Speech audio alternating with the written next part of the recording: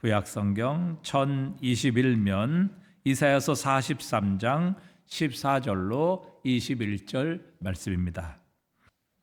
너희의 구속자요 이스라엘의 거룩한 이 여호와가 말하노라. 너희를 위하여 내가 바벨론 사람을 보내어 모든 갈대아 사람에게 자기들이 연락하던 배를 타고 도망하여 내려가게 하리라.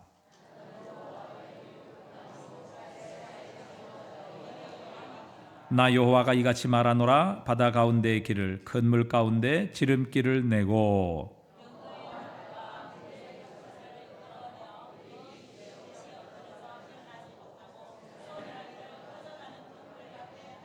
너희는 이전 일을 기억하지 말며 옛날 일을 생각하지 말라.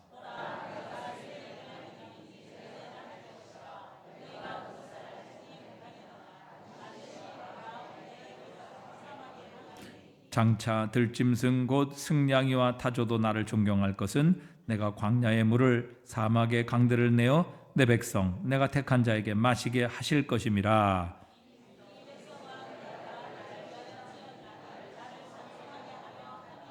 아멘. 내일에 대한 희망이 없다면 삶을 살아가는데 참 힘들고 어려울 겁니다. 그래서 지금 현재 삶이 고단하고 힘겹더라도 내일에 대한 소망이 있으면요, 우리는 기쁨으로 하루하루를 살아갈 수 있는 겁니다. 그런데 지금은 편안하고 그게 이제 크게 부족한 것이 없다 하더라도 내일에 대한 그 희망이 만약 사라진다면 우리는 절망하고 괴로워하게 될 겁니다. 인간은 이성적으로 생각하는 동물입니다. 배고프면 먹을 것을 찾게 되고요, 좋은 것을 보면 갖고 싶은 마음이 우리 안에 생겨나게 되는 겁니다. 지난 과거에 배고픔을 겪었다면 현재의 삶에는 배고픔을 잊을 수 있을 만큼 삶이 더 좋아지길 바라고, 그리고 또 현재보다는 이제 앞으로 다가올 미래의 삶이 더 나아지기를 바라는 게 바로 우리들의 모습인 겁니다. 보통 이러한 바람은 현재의 삶이 과거보다 조금이라도 나아진 경우라야 미래에 대한 그 삶의 희망을 갖게 되는 것입니다. 그렇지 않고 전혀 나아진 것이 없거나 나아질 그 기미가 보이지 않는다면요, 누구도 희망을 품고 살아가려고 하지 않을 겁니다. 그래서 우리 삶이 더 힘들고 고단한 삶의 연속으로 빨려 들어가는 듯한 그 감정을 지울 수밖에 없을 때가 많은 이유가 바로 여기 있는 겁니다. 내일에 대한 희망이 보이지 않기 때문에 그런 겁니다. 희망이 보이지 않는 그 이유가 무엇 때문인지 우리는 그 경험을 통해서 너무나도 잘 알고 있을 겁니다. 젊은 시절에 열심히 노력하고 최선을 다한다면 시간이 흐를수록 밝은 미래가 보장된다라고 믿고 살아왔습니다. 그러나 노력한 그 결과만큼 지금 현재 이 순간이 내가 생각하는 수준의 상황처럼 되어지지 않기 때문에 희망의 끈을 놓아버리는 그런 경우들이 너무 많다는 겁니다. 그리고 지금 많은 젊은이들이 포기를 달고 살아가는 그 이유가 무엇이겠습니까? 어떤 이들은 은수저나 금수저를 물고 태어났는데 어떤 이들은 흙수저를 물고 태어났으니까 지금 아무리 열심히 노력을 해도 이러한 차이를 극복하기 어려운 현실 앞에서 젊은 청년들이 내일에 대한 그 희망을 잃어버리고 그렇게 살아가는 것입니다. 사람은 누구나 내일에 대한 그 희망을 간직할 때 오늘을 활기차게 살아갈 수 있습니다. 지금 나의 삶에 큰 어려움과 괴로움이 찾아오더라도 내일에 대한 소망이 있다면요, 그 모든 과정을 참고 인내할 수 있게 되는 겁니다. 그래서 데살로니가전서 1장 3절에서 이렇게 말씀하고 있습니다. 우리 함께 읽어보도록 하겠습니다. 시작.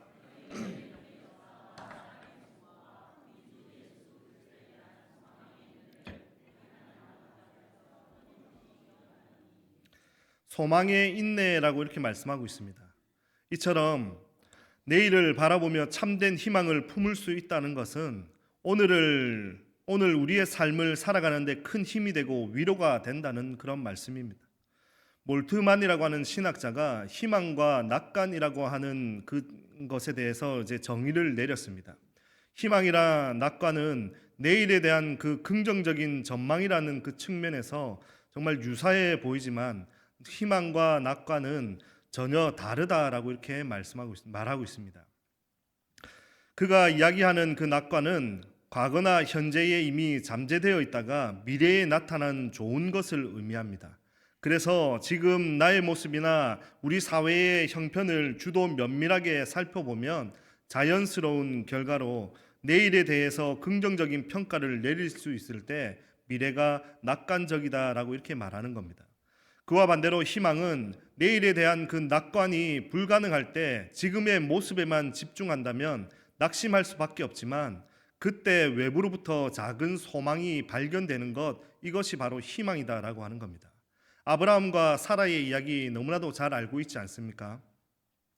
결과론적으로 이삭을 낳았지만 이삭을 낳기 전에는요, 나이가 많아서 아이를 낳을 수가 없었습니다. 그들에게 아들을 낳을 것이라고 말하는 주의 사자를 보고 사라가 웃었습니다. 그래서 이삭의 이름이 웃음이라고 하는 뜻을 가지지 않았습니까? 일반적으로 생각할 때 폐경이 온 그 사라가 과연 아이를 낳을 수 있는 그 낙관적인 전망을 내놓을 수 있는 퍼센테이지가 몇 퍼센트가 될까요? 지금 30대 중반의 여성이 아이를 가질 확률이 60% 정도입니다. 그리고 40세에서 44세까지 임신할 확률이 30% 미만이다라고 이렇게 보고되어지고 있습니다. 45세에서 49세까지 5%로 이렇게 이제 되어지고 있습니다. 보고되어지고 있습니다. 그러면 폐경이 온 그 사라는 임신할 확률이 얼마나 되겠습니까? 얼마나 되겠습니까? 폐경인 사라 한번 생각해 보셨습니까? 0%입니다. 우리 기준으로는 아이를 출산할 수가 없습니다. 주의 사자가 아이를 낳을 것이라고 이야기를 했지만 사라가 웃을 수밖에 없었던 그 이유가 여기 있는 겁니다. 낙관적인 전망을 그들은 내놓을 수가 없었던 것이죠. 그런데 하나님은 그들에게 아들이 태어날 것이라고 약속하시면서 미래에 대한 그 희망을 그들에게 주신 겁니다. 그리고 이스라엘 백성들은 어떻습니까? 애굽 땅에서 종살이를 하고 있던 이스라엘 백성들도 자유의 몸이 될 수 있으리라고 하는 그 낙관적인 전망은 불가능했습니다. 왜 그렇습니까? 430년이라고 하는 그 포로 생활, 그 생활 때문에 자유라고 하는 것을 생각해 보지 않았기 때문에 그런 겁니다. 그러나 하나님은 모세를 불러서 출애굽을 선포하셨습니다. 그리고 그 민족에게 희망의 불씨를 불어 넣어 주셨습니다. 예수님도 십자가에 못 박혀 돌아가시는 것을 봤을 때 누구도 십자가에 달린 그 무기력한 사형수가 하나님께서 택한 백성에게 생명을 주리라고 낙관할 수는 없었습니다. 그러나 절망의 그 순간에 희망의 불씨를 예수 그리스도께서는 지펴 주셨던 겁니다. 여러분, 세상은 낙관할 수 없는 비관적인 이야기들을 우리에게 쏟아냅니다. 그래서 우리의 삶에도 패배주의, 즉 비관주의적인 삶을 살아가도록 그렇게 만드는 겁니다. 그리고 교회에도 이제는 안 된다고 비관주의적인 그 태도를 취하도록 우리에게 만들고 있습니다. 그래서 많은 교회들이 패배주의에 빠져 있습니다. 비관주의에서 빠져서 허우적대고 있는 게 바로 우리 지금 현실입니다. 그런데 기독교, 아니 하나님께서는 우리에게 선포하는 것이 무엇이냐면요, 바로 희망의 메시지인 겁니다.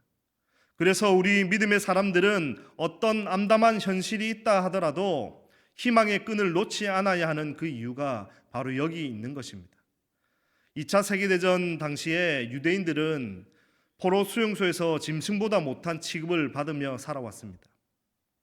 그런데 그들은 태양이 구름에 가려서 햇볕을 볼 수 없을 때에도 나는 태양이 있음을 믿는다고 고백하면서 그 희망의 끈을 놓지 않았습니다. 비록 하나님께서 침묵하고 계실 때라도 나는 하나님의 사랑이 끊임없이 작용하고 있음을 믿는다라고 하며 그렇게 살아온 겁니다. 희망이 없어 보이는 상황 속에서도 희망의 그 끈을 놓지 않고 붙잡아야 합니다. 그게 우리 기독교인들이 가져야 하는 마인드입니다. 긍정의 마인드입니다. 희망인 겁니다. 우리의 삶 가운데도 비관적인 그 전망이 아니라 어떤 상황에서도 희망적인 전망을 내놓는 그리스도인들이 되어야 할 줄 믿습니다. 잠이 많이 오시는 것 같은데 우리 옆에 분들과 한번 인사하며 나가셨으면 좋겠습니다. 희망의 끈을 놓지 마십시오. 하나님이 우리의 희망입니다. 오늘 본문의 이야기는요, 이스라엘 백성들의 낙관할 수 없는 비관적인 모습의 그 상황이 그려져 있습니다. 배경은 2700년 전의 이야기입니다. 이스라엘은 나라의 멸망과 포로라는 그 국가적인 그 위기 앞에 놓여 있었습니다. 즉 이제 그들은 소망이 없는 상황이었던 거죠. 그들의 삶은 탄식의 연속이었습니다. 희망이라는 건 전혀 없었습니다. 무엇보다 그들이 견딜 수 없었던 것은 하나님께서 우리를 버리셨다라고 하는 그 신앙적인 그 절망감이 그들 안에 있었다는 사실입니다. 이제까지 자신들을 택한 백성이라고 생각을 했는데 이방 백성들에게 억압을 당하고 자유를 빼앗기는 그 몸이 되었습니다. 그들은 자신들이 하나님을 저버린 결과라고 생각하기보다는요, 오히려 하나님이 자신들을 버렸다라고 이렇게 생각을 했던 겁니다. 이때 이사야 선지자가 하나님의 말씀을 그들을 향해서 이렇게 선포하고 있는 겁니다. 이들은 조상적부터 전해 들어왔던 그 이야기가 있었습니다. 출애굽의 이야기였죠. 그 옛날 모세 시대 하나님께서 이스라엘 백성들을 종살이하던 그 애굽 땅에서 이끌어내셨다는 그 이야기는 유대인이라면 어린 시절부터 귀가 따갑도록 들어왔던 그런 이야기였습니다. 그런데 여러분, 그렇게 귀가 따갑도록 들어왔던 그 이야기가 바벨론에서 포로로 살아가던 당시 유대인들의 그 입장에서 보면 출애굽의 이 이야기는 너무나도 먼 옛날 이야기 아니었을까요? 이사야 43장이 선포되던 때를 기준으로요, 모세의 그 시대에 있었던 출애굽의 사건은 1000년도 더 이전의 사건이었습니다. 그러니 너무나도 많이 들어왔던 이 포로로 살아가고 있는 그들에게는요, 피부에 와닿지 않는 그냥 먼 이야기일 뿐이었습니다. 오히려 그들의 입장에서 피부에 와닿는 이야기는 다른 이야기였습니다. 이스라엘 백성들은 12지파입니다. 당시 남북으로 갈라져서 그렇게 있었지만 어찌되었든 이스라엘은 12지파가 한 민족입니다. 한 형제입니다. 그리고 하나님의 백성입니다. 그런데 북이스라엘의 10지파가 아수르에게 멸망을 당하게 됩니다. 아수르가 북이스라엘을 향해서 멸살 정책을 펼치면서 이스라엘의 정체성은 모두 잃어버리게 되었습니다. 그러니 나머지 2개의 지파 남유다도 북이스라엘의 멸망에 대한 그 이야기가 와닿지 1000년도 지났던 그 출애굽이라고 하는 그 하나님의 구원의 역사는 먼 이야기처럼 들려질 뿐이었습니다. 그러니 또 다른 제국 바벨론의 그 포로로 잡혀있는 유대인들의 입장에서는 지금 자신들의 형편을 아무리 살펴봐도 내일에 대한 긍정적인 낙관이 불가능한 그런 상황이었던 겁니다. 바로 그때 하나님께서 하나님 자신에 대해서 이렇게 말씀하고 있습니다. 15절에서 말씀합니다. 나는 여호와 너희의 거룩한 이요 이스라엘의 창조자요 너희의 왕이니라 라고 말씀합니다. 여기에서 특징적인 그 표현이 하나가 이렇게 등장을 하고 있습니다. 이스라엘의 창조자라고 하는 그런 표현입니다. 하나님께서 창조자라고 이렇게 말할 때 하나님께서 창조하신 대상이 누구입니까? 무엇입니까? 온 우주 만물입니다. 그래서 흔히 하나님을 묘사하면서 만물의 창조자다라고 우리는 이렇게 이야기를 합니다. 그러면 하나님께서 이스라엘의 창조자라는 그 묘사에는 어떠한 의미가 담겨 있을까요? 하나님께서 이스라엘을 구원하여 주시고 구속하여 주신 사건은 마치 창조의 역사와 같다라고 하는 의미를 담고 있는 겁니다. 여러분, 창조는 없는 것을 만드는 일입니다. 무에서 유를 만드는 것이 바로 창조입니다. 하나님께서 이스라엘의 창조자가 되신다는 그 의미는 하나님의 역사는 과거에서부터 이어져 오고 있는 인과관계로 설명할 수 없는 완전히 새로운 그 이야기다라고 하는 겁니다. 완전히 새로운 일을 하나님께서 하시겠다라고 그 이스라엘 백성들에게 선포하고 있는 겁니다. 그런데 중요한 건 그냥 새로운 일을 하시겠다라고 말씀을 하고 있지 않습니다. 새로운 일을 하실 때 우리가 해야 할 일들이 있다라고 주님께서는 말씀하고 있는 겁니다. 뭡니까? 이사야 43장 18절 우리가 한번 함께 읽어보도록 하겠습니다. 너희는 이전 일을 기억하지 말며 과거의 일들을 잊어야 새 일을 하실 수 있다라고 우리에게 말씀하고 있는 겁니다. 그러면 어떤 일을 하시겠다라고 말씀하십니까? 19절에서 보라 내가 새 일을 행하리니 이제 나타낼 것이라 너희가 그것을 알지 못하겠느냐 반드시 내가 광야의 길을 사막의 강을 내리니. 하나님께서는 내시는 그 길을 갈 때 중요한 것은요 바로 과거의 일에 집착하지 않는 겁니다. 이스라엘 백성들은 어떤 일을 계속 기억하고 있었습니까? 하나님께서는 오래전 모세를 통해서 이스라엘 백성들을 위해 홍해를 가르신 사건을 오늘 본문에서 이사야 선지자를 통해서 다시 말씀하고 있는 겁니다. 이렇게 홍해를 가르신 일을 다시 말씀하시는 그 이유가 무엇이었을까요? 홍해 사건은 이스라엘의 역사에 영원히 남을 만큼 엄청난 사건이었습니다. 지금도 유대인들에게 가장 중요한 사건이 뭐냐면 출애굽 사건이라고 이렇게 이야기를 합니다. 그 출애굽 사건 안에 이 홍해 사건이 포함이 되어 있는 겁니다. 상황이 어렵고 현실이 힘들 때마다 옛날에 정말 엄청났는데 하면서 전설처럼 떠올리는 그 사건이 바로 이 홍해의 사건이었던 겁니다. 그 일은 그들이 기억하는 최고의 기적이었고 하나님이 행하신 최고의 역사였습니다. 물론 그 사건은 엄청난 기적이었지만 하나님께서는 그에 대해서 뭐라고 말씀하고 계십니까? 너희는 이전 일을 기억하지 말고 옛날 일을 생각하지 말라고 말씀하는 겁니다. 이 엄청난 일을 기억도 생각하지도 말라고 하는 겁니다.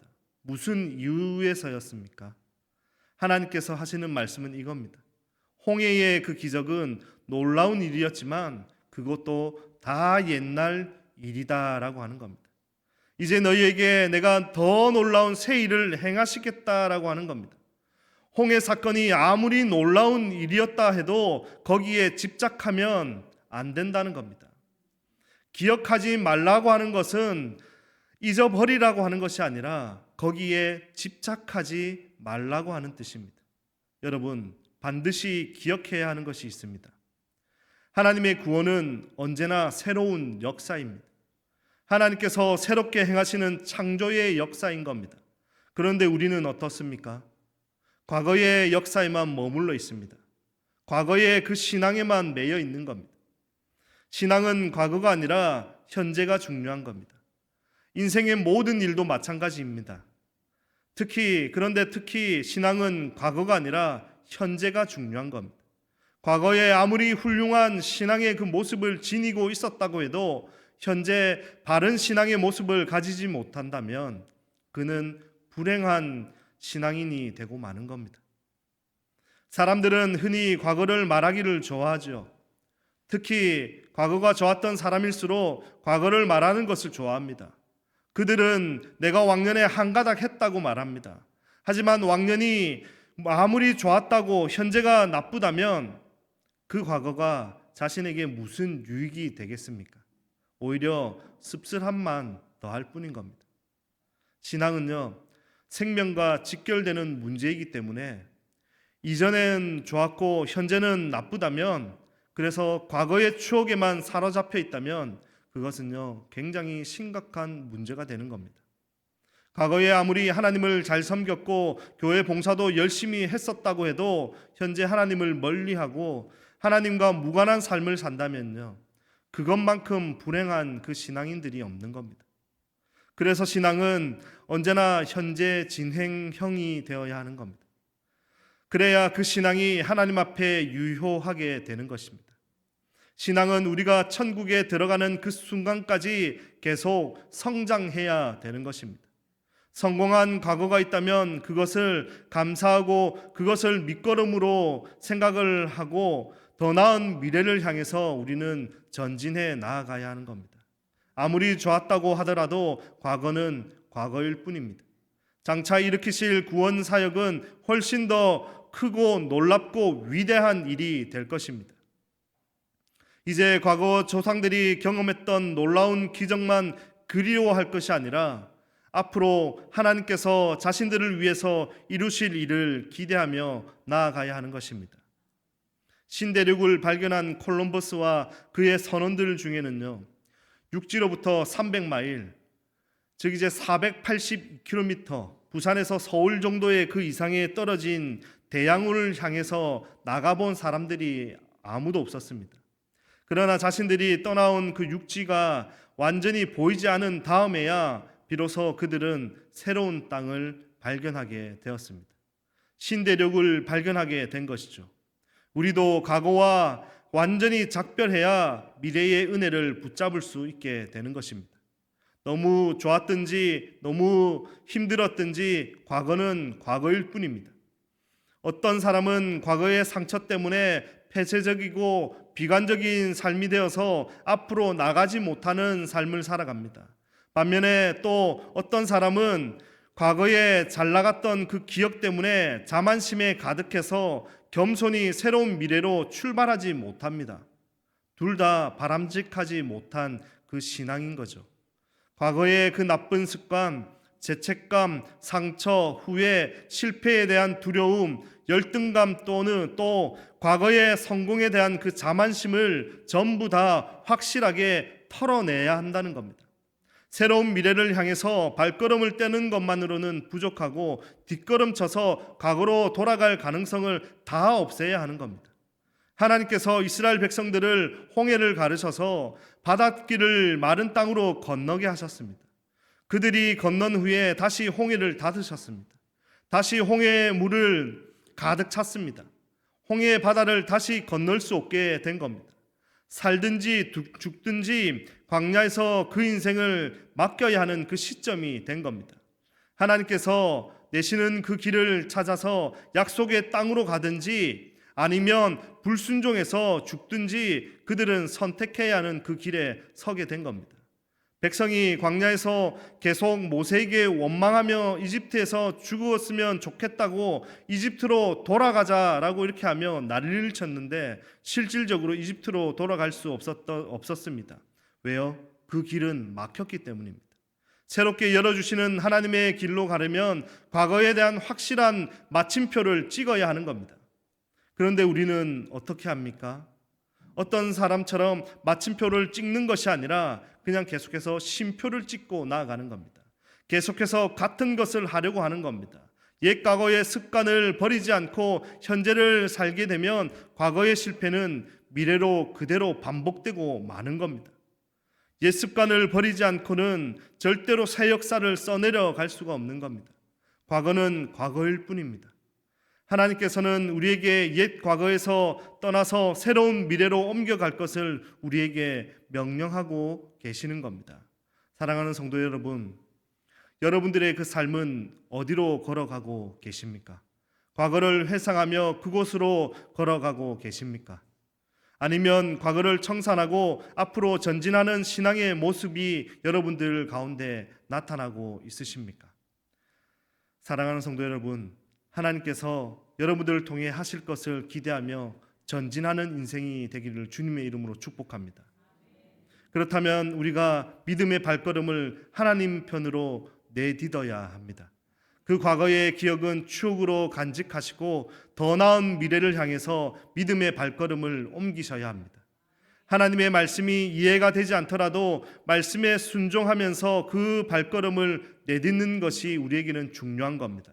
내딛는 발걸음에 순종이 있을 때 하나님께서 행하실 그 길이 열리게 될 줄 믿습니다. 하나님의 길은 순종하는 자들에게 열리게 됩니다. 고민하며 이것저것 재보는 사람이나 하나님의 능력을 의심하는 사람이 아니라 바로 순종하는 사람에게 열리게 될 줄 믿습니다. 사랑하는 성도 여러분, 여러분들의 상황이 얼마나 어렵고 힘든지 혹은 어떤 상황에 놓여 있는지 저는 알지 못합니다. 그러나 여러분들의 그 큰 문제 속에서 하나님께서 열어주실 그 길이 있다는 것을 저는 믿습니다. 진퇴양난의 그 상황, 앞뒤로도 옆으로도 갈 수 없는 사면초가의 그 상황에 빠져 있다고 생각될 때 그것이 지금껏 체험하지 못한, 지금껏 경험하지 못한 하나님의 엄청난 능력을 볼 수 있는 기회가 될 줄 믿습니다. 끝이라 생각이 될 때 그때가 시작인 겁니다. 그때가 하나님께서 일하실 때입니다. 믿음은 하나님을 믿고 순종하는 것입니다. 그때 하나님께서 역사하시는 겁니다. 그 어려운 문제의 한가운데로 이제 우리는 치고 나아가야 하는 것입니다. 그 문제를 하나님께 맡기고 한가운데로 치고 나아갈 때 주님께서 우리에게 19절의 말씀에서 이렇게 말씀하고 있는 겁니다. 보라, 내가 새 일을 행하리니 이제 나타낼 것이라. 너희가 그것을 알지 못하겠느냐? 반드시 내가 광야의 길을 사막에 강을 내리니 라고 우리에게 말씀하고 계십니다. 하나님께서 여러분들을 통해서 새 일을 행하실 것을 기대하지 않으시겠습니까? 하나님께서 신일교회에 부어주셨던 그 찬란한 영광을 뒤로하고 이제 앞으로 새 일을 행하실 주님, 광야의 길을 내시고 사막에 강을 내실 주님의 그 큰 영광을 우리 함께 기대하지 않으시겠습니까? 그것을 위해서 우리가 주님을 붙잡아야 합니다. 과거의 찬란한 영광이 아닌 지금 현재 주실 영광의 은혜를 위해서 우리가 기도하며 나아가셔야 합니다. 이제는 회복의 은혜를 넘어서 더 크게 주님께서 부어주실 부흥의 은혜가 우리 모두에게 임하길 주님의 이름으로 축복합니다. 하나님은 지금도 살아계시고 역사하고 계십니다. 그러니 여러분들을 통해서 하나님께서는 일하실 것입니다. 그것을 믿으시길 바랍니다. 지금 현재 우리 삶에 막힌 담을 뚫고 물길을 내실 주님을 믿고 그분을 신뢰하고 순종하며 미래를 향해 우리 모두 전진해 나아가는 우리 모두가 되기를 주님의 이름으로 축복합니다.